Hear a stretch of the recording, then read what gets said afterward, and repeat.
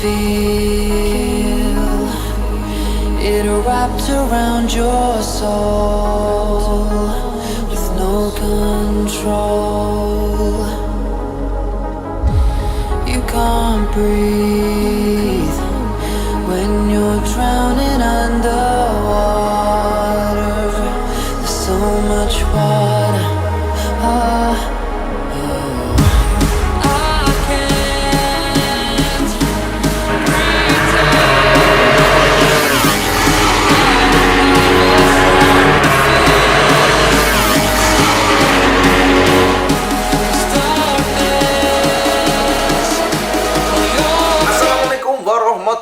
Kang Bro, ketemu lagi dengan Iwan beneran Kang Mas. Kita akan coba bahas mengenai MotoGP yang terbaru. Karena kenapa? Soalnya Kang Mas, dilalah sekarang kok kita semakin puyeng ya. Karena sampai harus tahu bahwa Honda ternyata kemarin sudah ngetes aero terbaru. Marquez memastikan bahwa dia tidak melakukan attacking mode.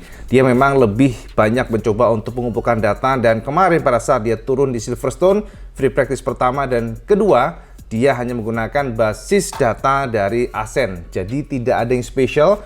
Dan sejauh ini memang komponen yang baru pun yang dijajal oleh Stephen Bradl ataupun dijajal Nakagami tidak dicoba oleh Marquez. Mungkin kita lihat hari ini seperti apa ya. Jadi ya kita lihat hari ini. Dan informasi buat sampean kemarin yang cemerlang selalu Ducati dan Ducati. Silverstone dikuasai Ducati. Pada free practice pertama mulai dari Bezzecchi yang luar biasa, dan juga jajarannya udahlah 1, 2, 3, 4 Ducati, dan kemudian baru KTM menyusul. Akan tetapi pada free practice kedua baru Aprilia dengan Alex Spargaro yang juga menunjukkan taringnya. Alex gembira, Aprilia menyatakan bahwa mereka sangat happy dengan kemarin bagaimana kecepatannya. Yang paling suffering adalah pabrikan Jepang, pastinya pabrikan Jepang. Bahkan Fabio Quartararo mengatakan bahwa dia kebingungan, dia heran, dia juga nggak menyangka secara lap time dia justru lebih lambat dibandingkan dengan tahun kemarin. Padahal secara feeling dia merasa sudah sangat sempurna racing line-nya, presisi, akan tetapi output dari result untuk lap time-nya lebih lambat dibandingkan dengan tahun kemarin. Itu konfirmasi dari Fabio dan dia bingung dengan ini. Oleh karena itulah Yamaha saat ini sedang berusaha untuk mencari cara bagaimana supaya motor mereka bisa getting better di hari kedua ini. Dan kita lihat bahwa free practice 1 dan 2 pabrikan Yamaha, Fabio Quartararo khususnya merasakan bahwa dia cukup kesulitan dengan yang terjadi. Dan informasi pula buat sampean bahwa ternyata bos daripada Ducati yakni Ciabatti ingin melihat Franco Morbidelli di atas mesin Ducati. Ini menarik, Cak, ini menarik. Jadi kita akan bahas mengenai itu. Akan tetapi yang jelas sepertinya memang yang saat ini tersebar adalah Morbidelli sedang bernegosiasi dengan Gresini Ducati. Akan tetapi juga ada sounding bahwa WSBK juga menjadi salah satu incaran. Akan tetapi mayoritas dari informasi bahwa Franco akan tetap di MotoGP sepertinya bersama Ducati ya. Untuk memberikan gambaran kesampaian seperti apa sih sosoknya motor-motor aero kemarin, karena para tim termasuk juga Pramac Ducati jajal aero yang nyeleneh pula. Sama, Cak, ini aeronya ada sayapnya, jadi di bagian ininya ya, bagian dekat fendernya ada sayapnya. Dan informasi yang IBP tangkap ya, sepertinya memang sangat mirip dengan yang pernah dijajal oleh Aprilia.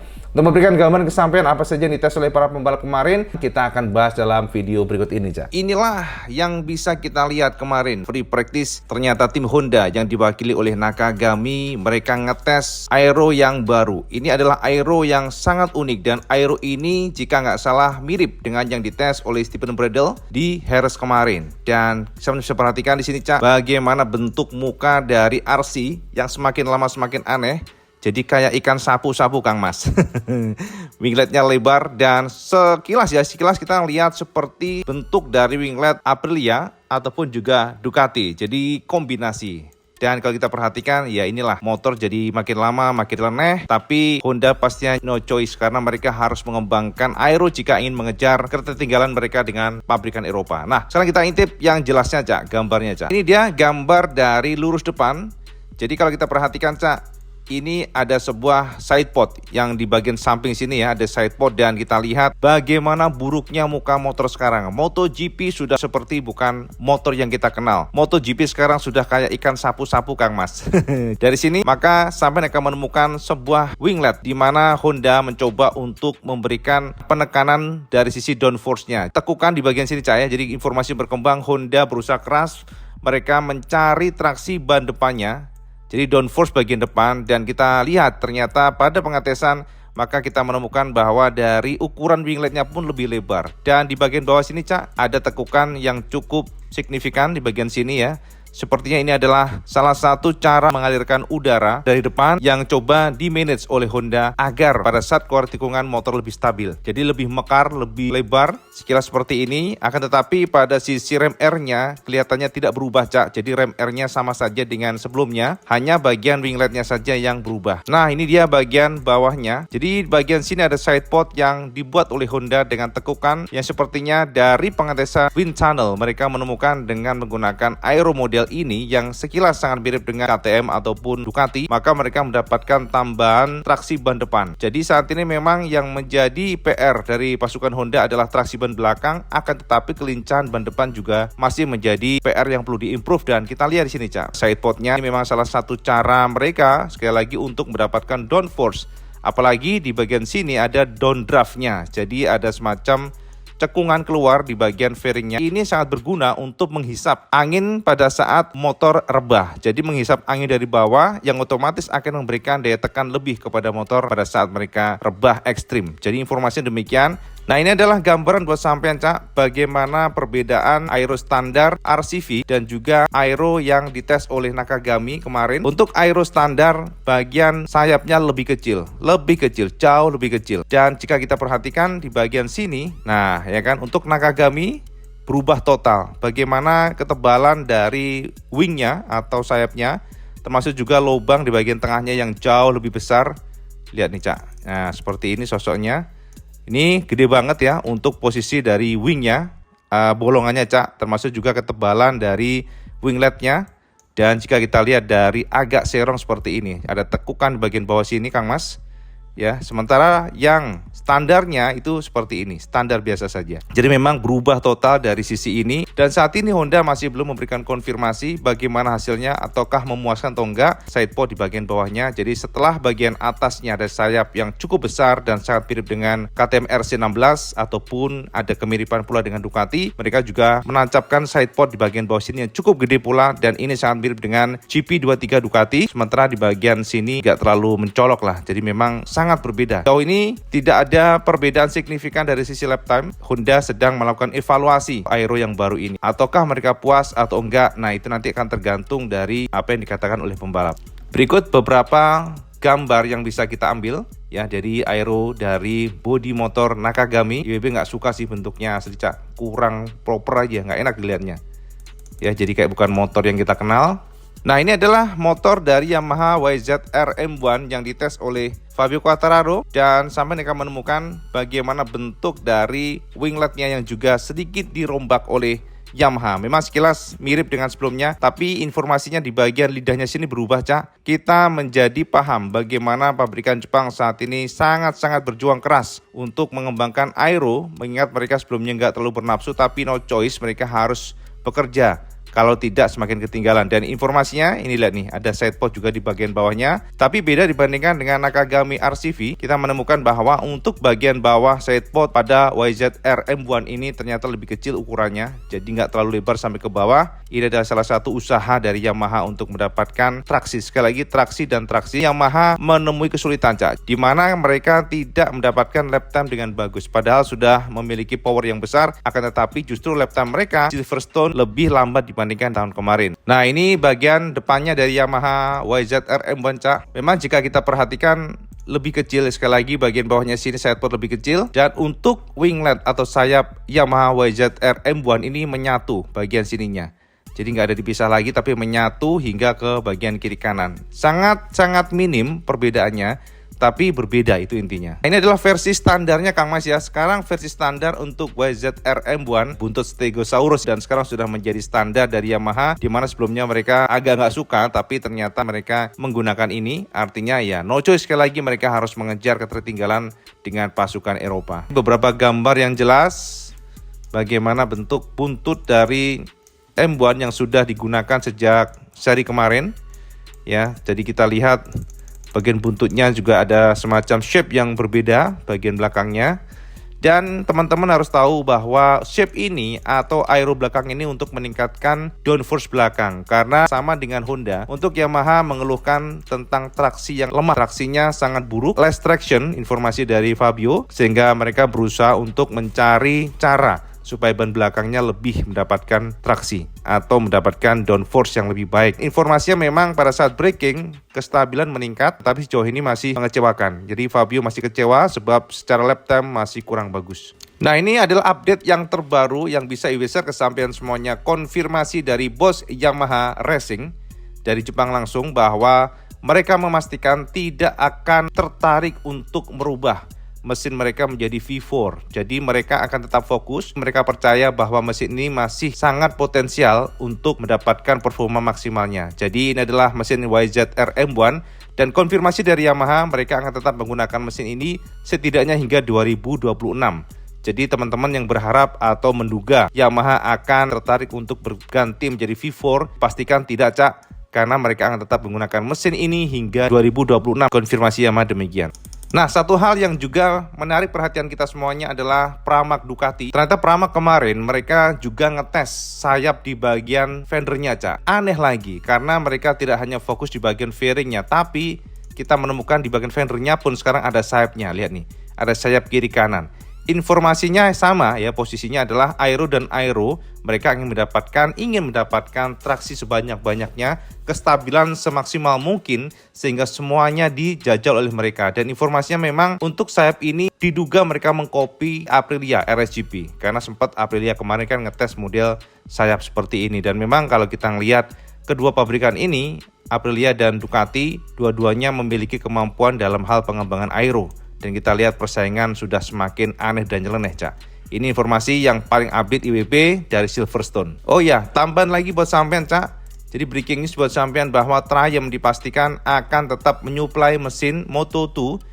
Jadi kalau teman-teman berharap ada mesin 4 silinder akan menyuplai mesin Moto2, nggak terjadi. Soalnya sudah dipastikan Triumph memperpanjang kontraknya dengan Dorna. Dan ini adalah data top speed di mana pastinya Ducati still the best di Silverstone kemarin. Luca Marini, kemudian Johann Zarco, Bastianini, dan Bezzecchi menjadi pembalap top speed tertinggi dengan Ducatinya. Baru Aprilia nyusul dan kita lihat ternyata Morbidelli di sini luar biasa dengan menempati posisi keberapa nih, ke-8, 10 ya ini kayaknya ya.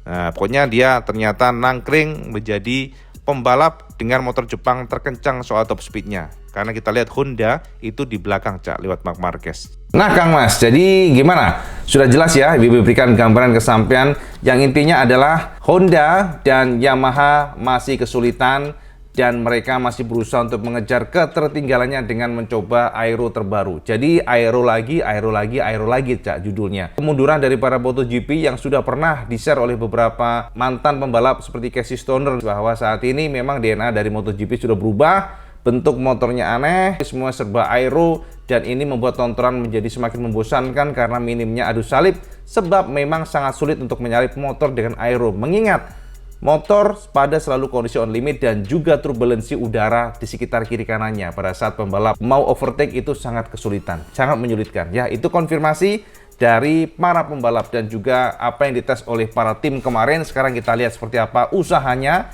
apakah berhasil, dan hari ini pastinya akan sangat menarik untuk kita pantau apalagi yang dijajal oleh mereka. Dan yang paling memang menjadi perhatian IWB, kalau kita lihat Honda tidak banyak melakukan statement khusus ya. Kita lihat bahwa Marquez hanya menyatakan bahwa dia hanya ingin mencoba, tidak terlalu fokus pada time attacking. Berbanding terbalik dengan Yamaha, di mana Fabio sudah melakukan time attacking akan tetapi outputnya kurang. Jadi konfirmasi dari Fabio, dia sudah berusaha keras akan tetapi sejauh ini motornya membuat dia frustasi. Berikut kata Fabio yang diterjemahkan dari MotoGP. Masalahnya motor kami tidak mendapatkan traksi. Aku merasa membalap dengan sangat baik, namun yang mengejutkan lap time-nya buruk. Jadi menurutku balancing masih menjadi PR kita. Masalahnya kami tidak tahu kenapa kami lebih lambat musim ini. Secara feeling aku merasa membalap 1 detik lebih cepat dari tahun lalu, tetapi hasilnya berbeda.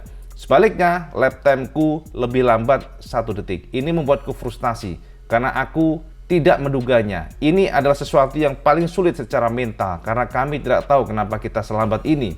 Sebagai gambaran, tahun lalu aku sangat cepat.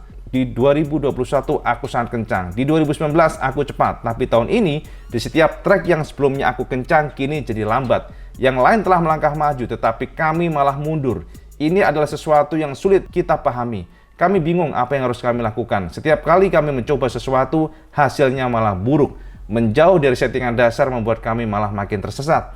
Di awal tahun kami mencoba segalanya, settingan berbeda tetapi tidak berhasil. Jadi kami sekarang telah tetap mempertahankan basisnya. Ini adalah settingan yang sama dengan Ascent.